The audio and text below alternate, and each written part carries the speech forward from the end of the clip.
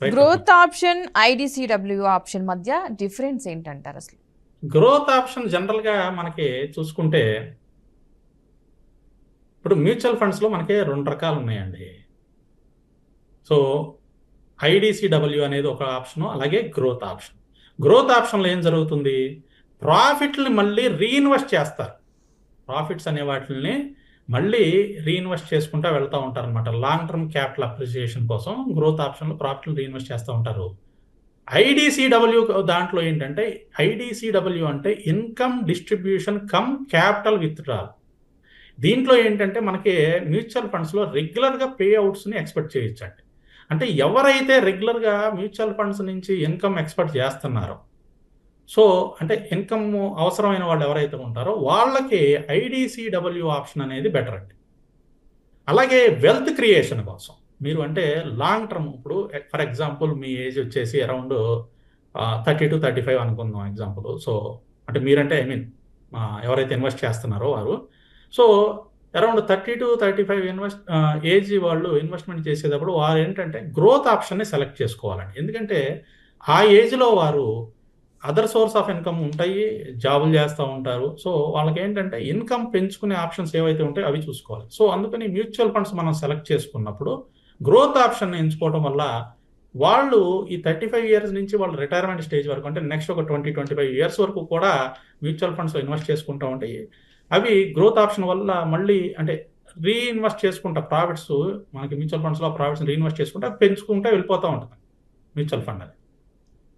So మనం స్టార్టింగ్లో invest చేసింది మళ్ళీ ఎండింగ్ వచ్చేసరికి చూసుకుంటే, మనం అందుకనే మ్యూచువల్ ఫండ్స్ అడ్వర్టైజ్మెంట్లు అవన్నీ చూసుకుంటా ఉంటే, మీరు ఎస్ఐపి చేసుకుంటా ఉండండి. ఎస్ఐపి చేసుకుంటా ఉంటే మీరు పెట్టిన పెట్టుబడికి ఒక 10 years 20 years తర్వాత ఇంత పెద్ద మొత్తంలో వెనక్కి వస్తాయని చెప్తూ ఉంటారు. రీజన్ ఏంటి అంటే based on previous back tested data మీద వాళ్ళు చెప్తూ ఉంటారండి. ఇవన్నీ కూడా మార్కెట్ కండిషన్స్ అన్నీ కూడా నార్మల్గా ఉన్నప్పుడు అని కూడా చెప్తూ ఉంటారు డిస్క్లైమర్లు. సో సాధారణంగా వారు చెప్పినంత కాబట్టి ఎంతో కొంత అయితే రిటర్న్స్ అయితే మనకి పెరుగుతూ ఉంటాయి డెఫినెట్గా.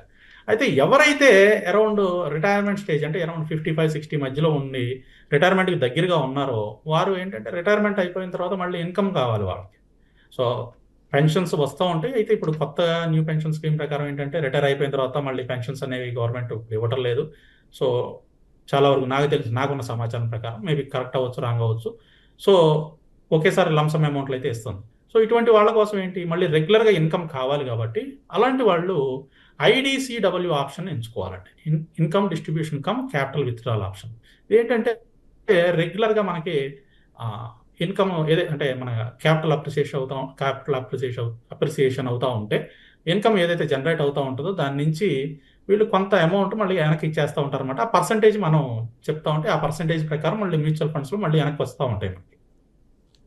సో ఇక్కడ మనం చూసుకోవాల్సింది ఎవరు దేన్ని ఎంచుకోవాలి అని అంటే, చిన్న వయసు వాళ్ళేమో గ్రోత్ ఆప్షన్ ఎంచుకోవాలి.